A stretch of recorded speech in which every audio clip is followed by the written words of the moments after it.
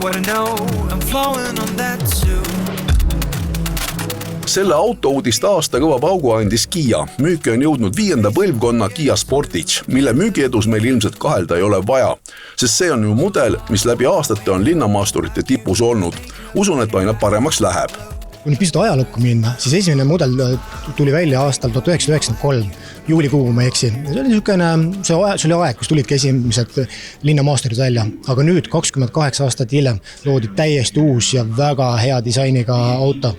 Ja kui ma võtan oma esitlusest paar lauset, siis selle auto loomisel kasutati selle autode eskiiside loomisel kasutati hästi palju erinevate maade disainimeeskondasid. Küll USA-st, küll Koreast, küll Hiinast, küll Saksamaalt ja ma arvan, et ma ei tea, kelle disain võitis, aga ma arvan, et konservatiivsust seal liiga palju ei ole. No kõiki neid uuendusi, mis selle auto puhul on tehtud, ilmselt on väga keeruline üles lugeda, parem on minna salongi ja neid hakata isegi ikka uurima, aga see auto tegelikult juba oma välimuselt reedab seda, et ta ei ole selline klassikaline Kia, mida me oleme pidevalt nagu näinud.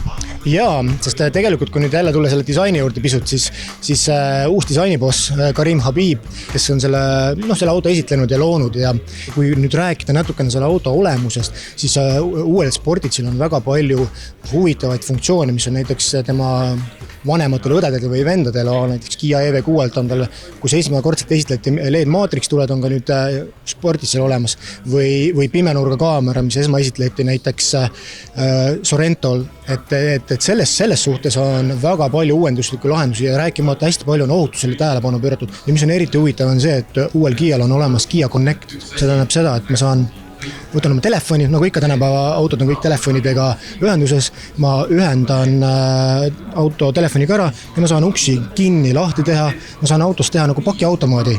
Keegi poetab mulle toidukotti sinna, panen uksed lahti. Praegu eriti aktuaalne. No absoluutselt, eriti mugav variant või ma ei tea, lapsed tahavad spordikotti võtta autost, et võtavad ära ja mis on nagu eriti hea, et ma saan panna ka näiteks navigatsiooni aadressi kohe telefonist sisse, et kui ma istun autosse, siis ma ei pea hakkama sisestama ja toksima neid väikseid tähti sinna ekraani peale, eriti kui praegu on külm, siis on sõrmed külmad ja nii edasi, ja mis on eriti mugav funktsioon on veel see, et ma saan näha alati palju auto range'i on, et kui palju ma saan sõita selle autoga. Selle auto sisse istudes hakkab kohe silma see äärmiselt suur ekraan.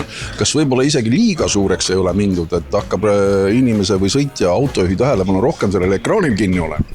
Seda kindlasti mitte, et seal on ikkagi ohutuse peale ka mõeldud, aga tõesti sellel autol on 12,3 tollist displeid.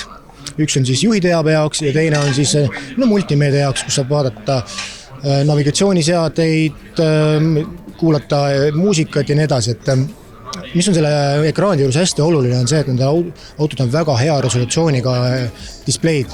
Aga milliseid lahendusi ja võimalusi uus Kia Sportage annab? On olemas 4 erinevat mootorit, see tähendab seda, et on olemas kerghübriid bensiinimootor, diiselmootor, siis on olemas pistikhübriid ja on olemas tavahübriid. Siis on olemas 3 erinevat käigukasti ja 2 veoskeemi. Ja kui nüüd lisada juurde siia 18 erinevat värvikombinatsiooni, siis ma usun, et igaüks leiaks sobiliku auto meie repertuaarist. Rääkimata varustuse erinevusest, et siin on võimalik saada ventileeritavaid istmeid, klaaskatuseid, aga kõige parem, oma silm on kuningas. Tulge Viking Motorsisse, tulge proovisõidule. Autosid on ikkagi praegu ka proovisõiduks saada, et sellist nagu ikaldust hetkel nagu Eesti autoturul või maailma autoturul on seda praegu ette näha ei ole. No praegult vähemalt Viking Motorsis läheb järjest paremini, sest esimesed proovisõidu autod on meil rajal. Me peab tunnistama, et need autod ainult sõidavad, üks proovisõidu läheb, teine tuleb, et selles mõttes tuleb lihtsalt aeg broneerida. Ja esimesed laoautod hakkavad saabuma meil jaanuari keskel, nii et ma usun, et igal ühel leiaksime midagi sobilikku. Pruugib nende väidetega nõus olla, igatahes masin on põnev ning täiesti omanäoline, eristudes selgelt Kia senisest stiilist.